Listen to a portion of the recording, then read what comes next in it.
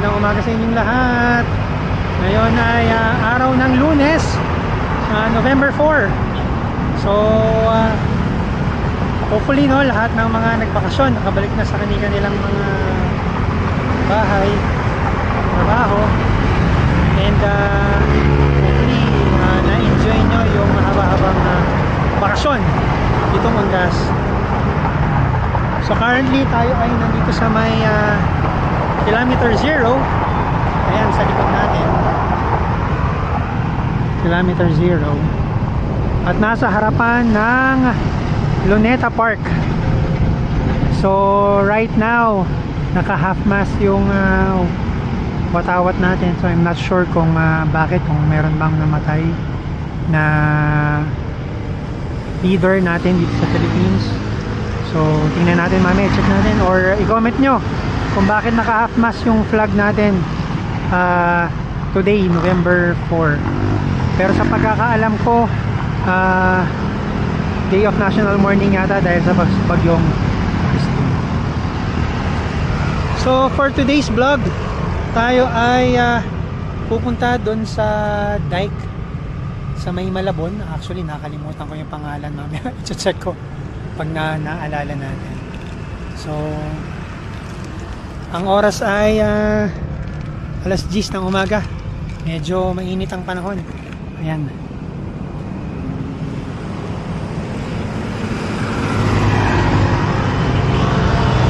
So alis na rin tayo maya maya, and i-check natin kung kaya natin magpalipad ng drone dito. So kita-kits! Bye!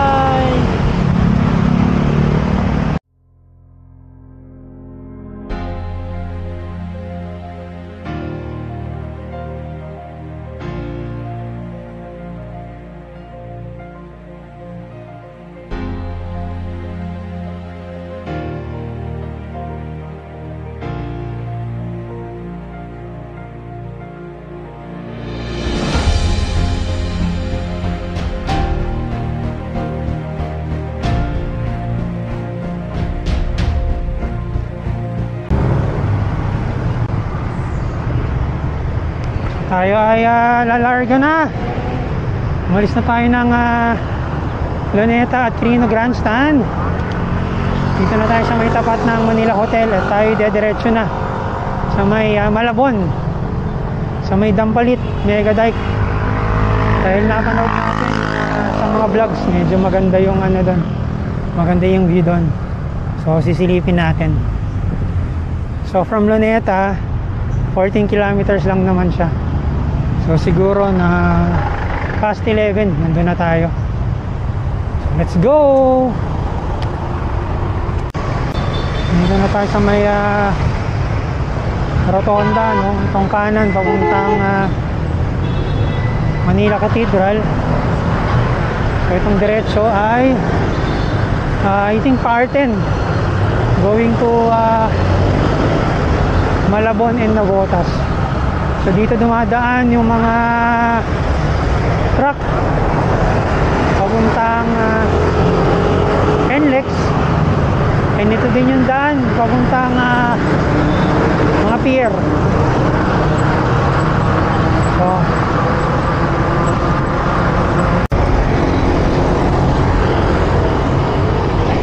yan na yung Ilog Pasig.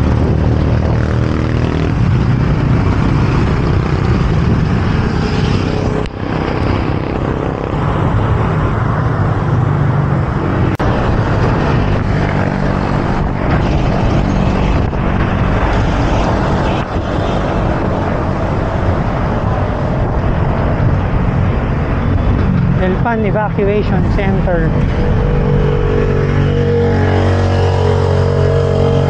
So good thing, no, hindi traffic dahil 10:37 na ng umaga.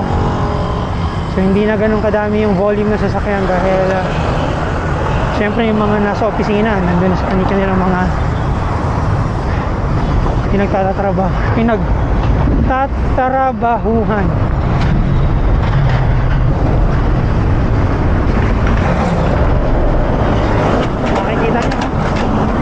Nandun na yung mga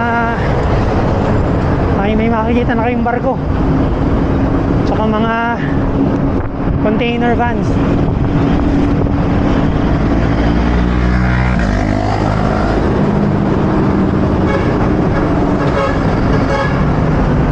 Ingat lang din tayo dahil merong truck na nanggagaling sa kanan katulad niyan.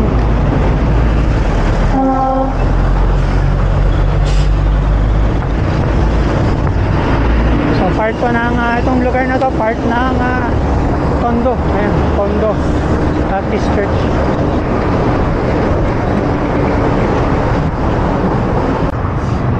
So ayan, no, kung makikita nyo sa kaliwa, ayan na yung pier. Makikita nyo na yung mga equipment na ginagamit para sa pagkuha ng ng container. Paguli lang natin itong stoplight.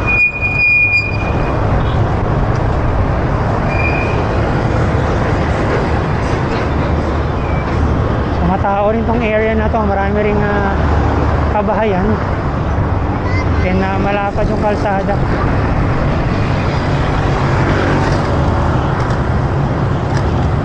Yun lang, medyo walang lilim. So expose tayo sa arawan.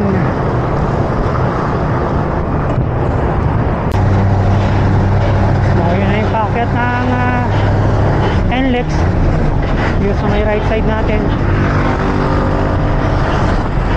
Pakiramdaman natin itong truck kung kakanan basta, so hindi naman. So dito tayo sa may ilalim. Siyempre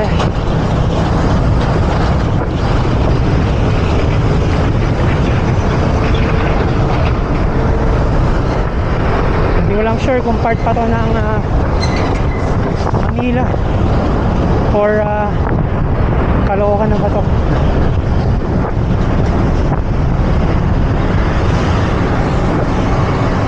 So dire-diretso na yung daan na yan sa taas papuntang North Luzon Expressway. So tayo dire-diretso lang tayo.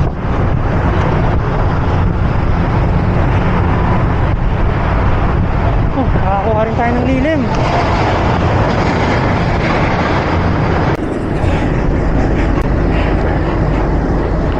Ang lapad ng kalsada rito. And yun nga lang, medyo daming informal settlers sa lugar na ito. Pero mukha na mga hindi delikado kahit umadyak kang mag-isa dito. Mukha namang behave yung mga tao dito.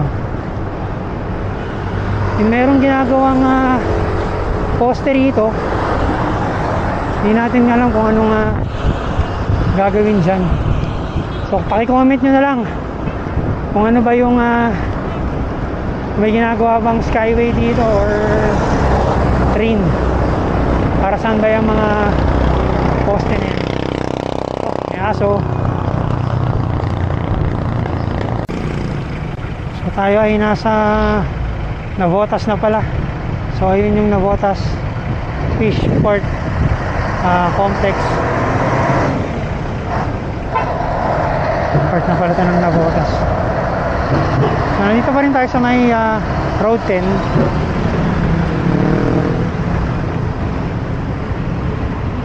And I guess malapit na yung dulo nito, since nandito na yung Navotas Fish Port Complex.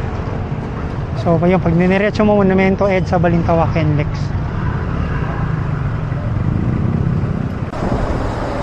So ayan na nga, Navotas City Terminal sa kabila. So i-check na natin kung ano ba yung magiging way natin, dahil hindi na natin alam ito. Medyo silong muna tayo.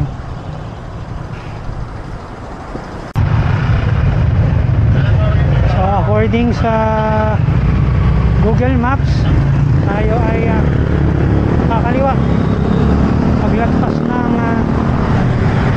bridge.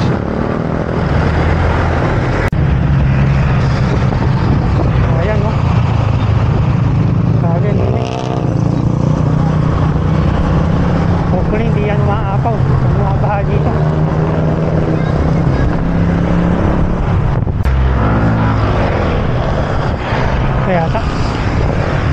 Ito na. Hindi tayo kakaliwa.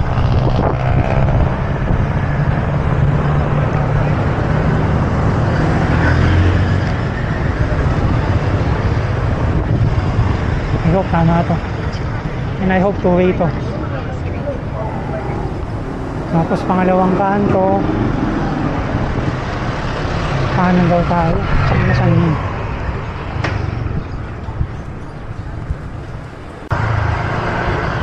So tama naman tong dinadaanan natin. So babaybayin lang natin.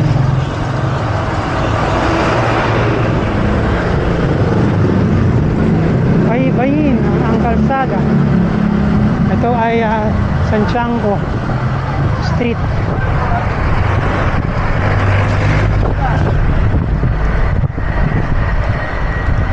Dito sa may Navotas. Naligo na tayo dun sa may kanto. Anong street pa? Ano ba yun? Ayan, take the next left na tayo. Sabi ni Google Maps.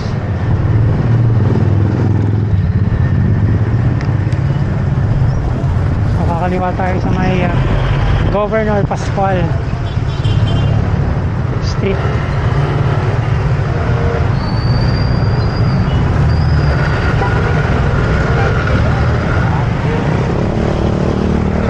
Thank you.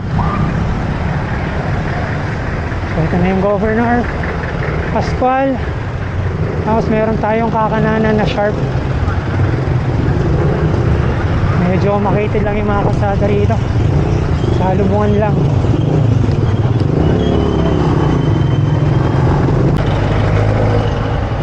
So pag-akit natin dito sa may kulay na to, unang kanan, kakaliwa tayo. Kakanan pala. Unang kanto, kakanan tayo. So makamamis natin.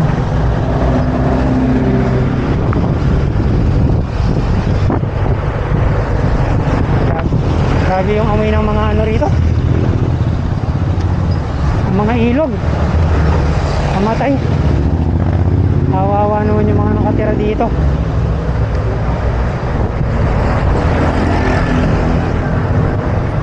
Makita na natin yung kakananan natin.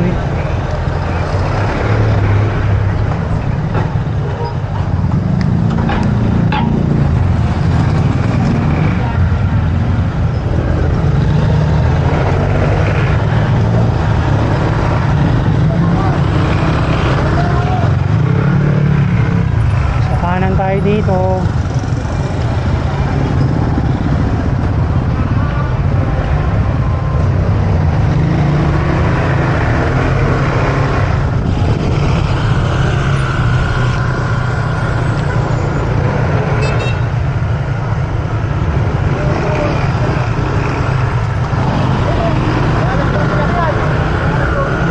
Dito.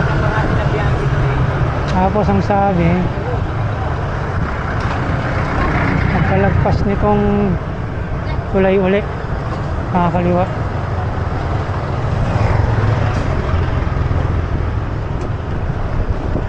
Medyo marami lang pasikot-sikot ang pagpunta pag galing ka ng Luneta. So ito, kakaliwa na tayo rito.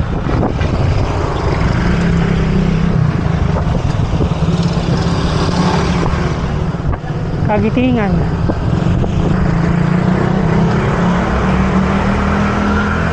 Kita nyo naman, no? Napakakitid ng kalsada. Napakakitid ng kalsada rito. So dire-diretsuhin na pala natin tong kalsada na ito hanggang sa makarating tayo dun sa may kanto. Naliliwaan natin.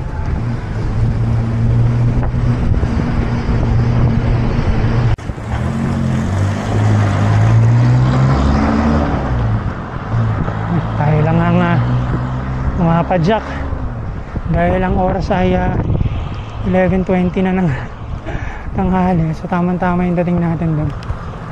hopefully tayo lang ang well, hindi naman tayo, hopefully hindi ganun kadami yung tao doon para at least wala tayong masyadong ma-attract na attention pag tayo ay nagpalipad ng drone. So ito, mabuhay Barangay Dampalit. Tayo ay lumilisan na ng Barangay Muzon.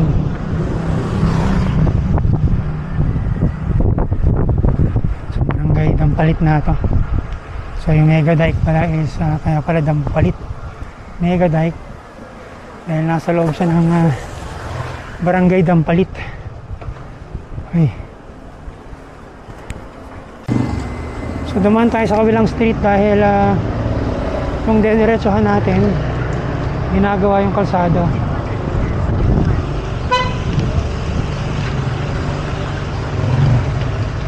So baha pa dito, wait lang, ayaw natin mabasa kaya babagalan lang natin.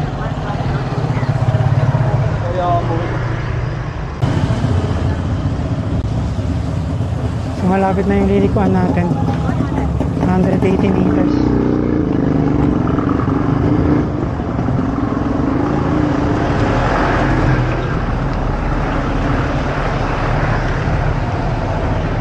Meron tayong papasukan dito.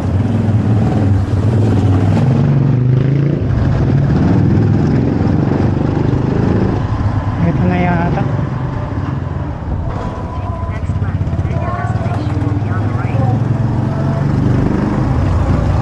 Kaso sarado. Ito yung nilulusutan. Kaso sarado. Sarado yung nililiguan ngayon.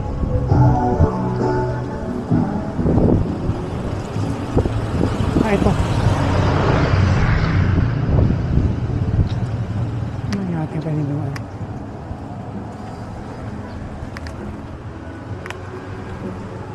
Ano ba yun?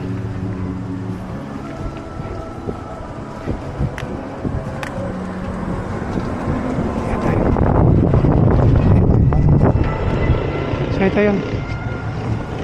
Kung ano man pwedeng pumasok.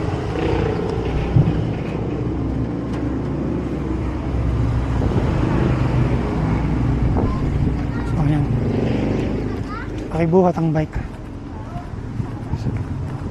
So nakatungtong natin siya.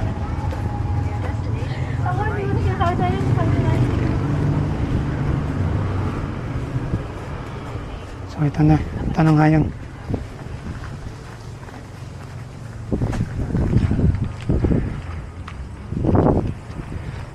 Road lang, yari yung bike natin dito. Ano kaya kahaba to? So ito na yung entrada ng Dampalit Dike or Mega Dike. So gravel, tapos naka road bike tayo.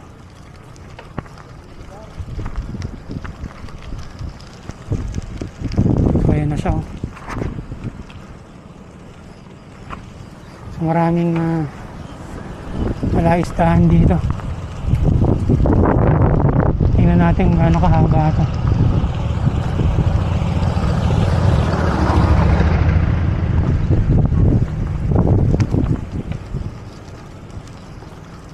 Ayun, may mga bahay-bahay dito. Feeling ko mukhang umaabot yung tubig dito. Kabahayan nila ang taas no?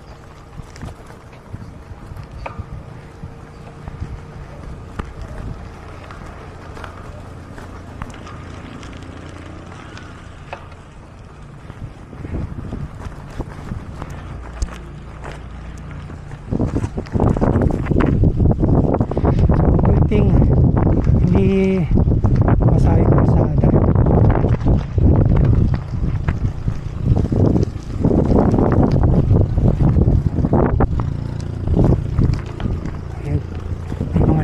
Dilipad.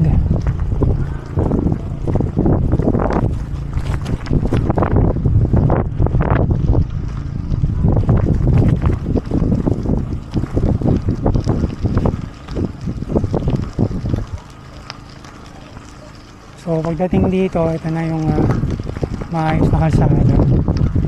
So ayan, maayos na yung kalsada dito.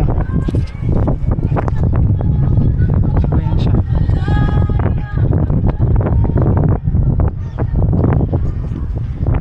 Sabi nila mahaba-haba daw.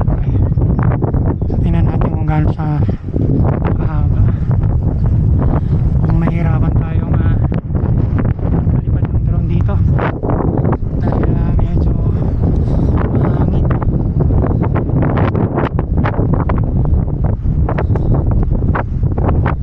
Magpasensyahan nyo na, no? Wala akong helmet ngayon tsaka shades, so dahil nakalimutan natin sa bahay, hindi natin naikarga sa sasakyan.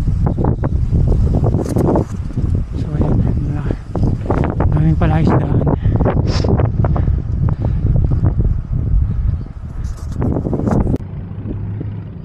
So from here, kitang kita na natin yung mga buildings sa syudad. Hindi natin alam kung Makati na ba yan or bandang Quezon City lang. May sunog sa banda ron. So mayroong dun yun, mayroong bahay dun sa portion na yun.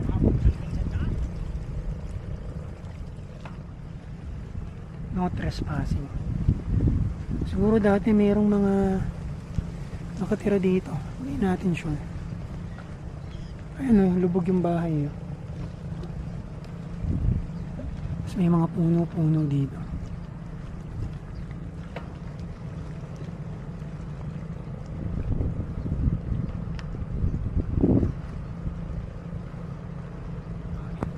Ayun, sa banda ron merong nanguhuli siguro ng isda. Parang medyo mababaw lang hanggang dibdib.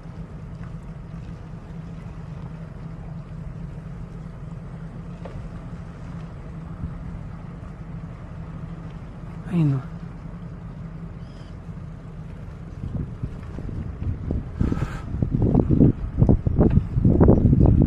tapos merong mga nakatira din dito. May tayong pulis, pero walang pulis. 4 PM to 7 4 AM to 7 PM lang to nakabukas. So itong part talaga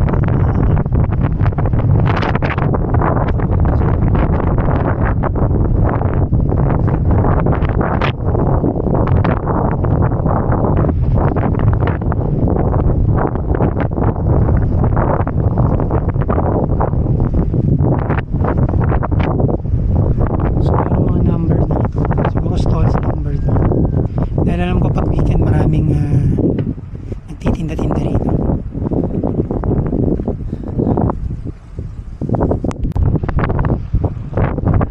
Mukhang maraming tao rito kapag early morning at late afternoon dahil sarap ng sarap ng palo ng hangin.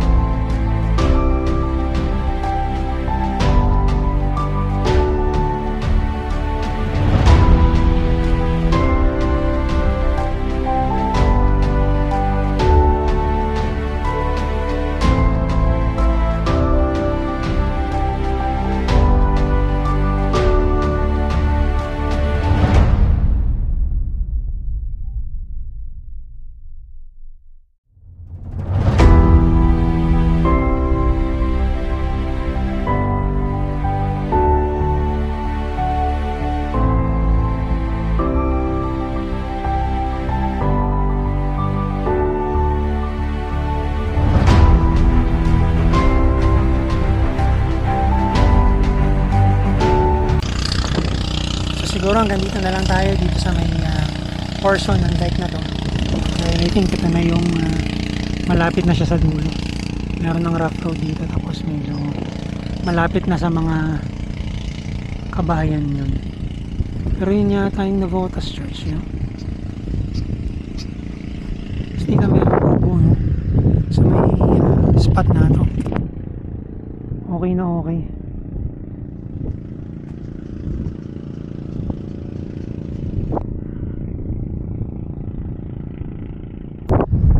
So dito pa din tayo sa may Mega Dike. Tapos na tayong magpalipad ng drone. Medyo nakakatakot lang dahil napakalakas ng hangin. Ulit lang yung drone natin. So gawa naman tayo ng magandang shots na maisi-share kasi makapunta din kayo sa Mega Dike sa may Navotas. So with this, dito na natin tatapusin ang ating vlog for today. Monday, November 4. Dito sa may Pasid ba? Ang Pasid Mega Dike. Dito sa may Navotas City. So sa lahat po na nakapanood nitong vlog na to, maraming salamat. Hopefully, magagawa po yung ating subscribers na currently nasa 299. Sana ay maka-300 na tayo. And maraming pong salamat sa mga sumusuporta sa atin. At sa mga hindi pa po nakaka-subscribe sa ating YouTube channel, Rider Rocky, kayo na rin po sa ating Facebook page na Rider Rocky din, at Rider Rocky 77 sa Instagram. So from Pasid Mega Dike dito sa may Navotas, marami pong salamat.